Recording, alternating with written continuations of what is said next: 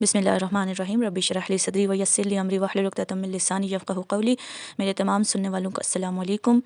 आज मैं एक बहुत ही इंपॉर्टेंट चीज़ आप लोगों के साथ डिस्कस करना चाहती हूँ। मैंने जो अपनी पिछली वीडियोज़ बनाई ख़ास करके वुमेन राइट्स के हवाले से, तो बहुत सारे लोगों के मुझे क्वेश्चन आए कि जो औरतें हैं पाकिस्तान में और आज़ाद कश्मीर में, उनको उनके लीगल राइट्स हासिल करने के लिए बहुत तगदो करनी पड़ती है, बहुत मुश्किलात का सामना करना पड़ता है, पूरे सिस्टम के ख़िलाफ़ जाना पड़ता है और उनके पास अगर कोई प्रूफ हों भी तो उनसे वो प्रूफ छीन लिए जाते हैं।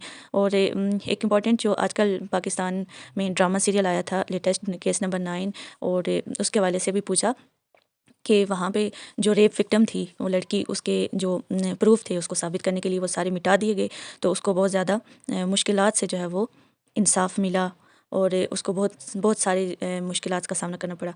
तो ये चीज़ मैं इंपॉर्टेंट डिस्कस करना चाहती हूँ कि सबसे पहले एजुकेशन बहुत लाजमी है।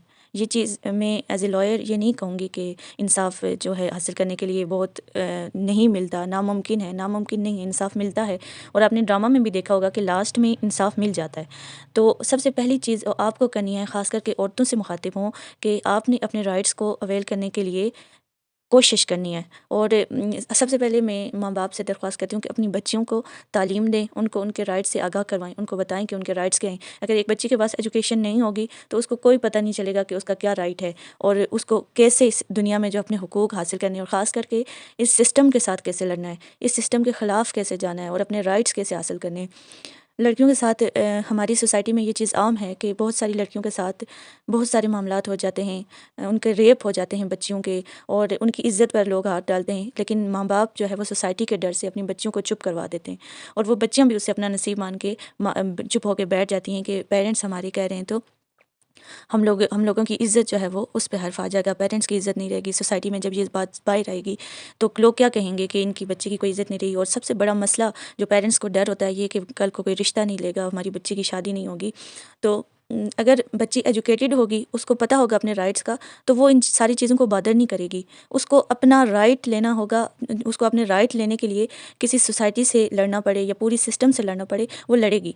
और इसी तरह ये केस नंबर 9 जो ड्रामा है उसमें भी यही दिखाया गया कि अगर सहर अपने पेरेंट्स की बात मान के, उसके भाई भी उसके ख़िलाफ़ थे, उसके पेरेंट्स भी उसके ख़िलाफ़ थे, वो केस नहीं करना चाहते थे, और अगर वो केस जो है वो ना कर दी, अपने पेरेंट्स की बात मान के सोसाइटी के डर से वो केस ना करती और अपने राइट के लिए, अपने हुकूक के लिए खड़ी ना होती, तो कोई भी आके उसकी मदद नहीं करता।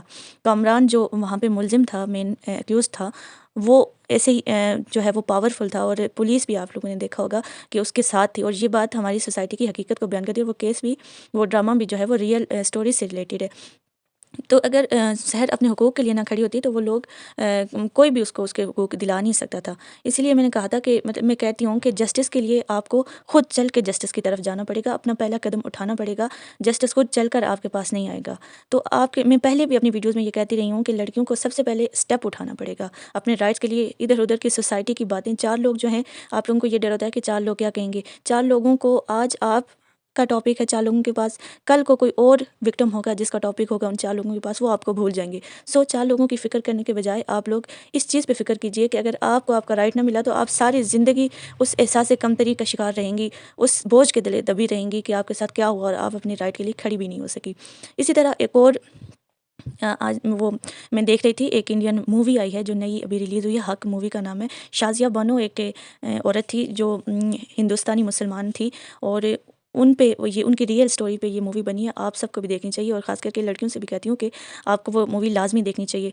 उसमें अगर वो लड़की को कुरान पाक की तालीम उसके पास ना होती, शाज़िया बानो के पास, और उसके पास एजुकेशन ना होती, तो वो कभी भी अपने राइट के लिए खड़ी होकर अपना राइट नहीं ले सकती थी। वो उसी को अपना नसीब मानकर सारी ज़िंदगी अपने बच्चों के लिए जो है वो वहाँ पे उस शौहर के साथ ज़िंदगी गुजार लेती जो उसके ऊपर एक और बीवी ले आया और उसके बच्चों को ख़र्चा भी ना दिया और उसको तलाक दे दी। तो अगर उसको अपने राइट का पता ना होता और उसके पास एजुकेशन ना होती, कुरान पाक की तालीम ना होती, तो उसको ये नहीं पता चलना था कि उसका राइट क्या है। तो अपने बच्चियों को तालीम दीजिए, उनको एजुकेट कीजिए, उनको अपने राइट से आगाह करवाइए। और लड़कियों से भी कहती हूँ कि अपने राइट्स को जानिए और पहला स्टेप उठाइए। बाद में जब आपको ये चीज़ करनी पड़ेगी, आपके जब आप एक स्टेप उठाएंगे, जब आप सच की तरफ जाती हैं, जब आप सच के साथ खड़ी होती हैं, तो पूरा ज़माना आपके साथ होता है। सच के साथ खड़ा आपके ख़िलाफ़ होता है, सॉरी आपके ख़िलाफ़ होता है, क्योंकि सच के साथ खड़ा होना बहुत मुश्किल है। और जब आप सच के साथ खड़ी होंगी तो आप ये ना किसी से भी एक्सपेक्ट कीजिए कि सारी सोसाइटी आपका साथ देगी। चंद एक लोग आपका साथ देंगे जिनको पता होगा कि आगे जाके आपने ही जीतना है, लेकिन पूरी सोसाइटी आपके ख़िलाफ़ होगी। तो सोसाइटी की परवाह न किए बगैर आप अल्लाह पे यकीन कीजिए और स्टेप उठाइए। मैं यही कहती हूँ बार बार कि पहला कदम उठाइए, सिस्टम के ख़िलाफ़ लड़िए, सोसाइटी के ख़िलाफ़ चली जाइए, लेकिन अपने राइट्स को वेव मत कीजिए, अपने राइट्स को छोड़िए मत। तो काफ़ी लंबी हो गई है वीडियो, मैं नेक्स्ट भी इंशाल्लाह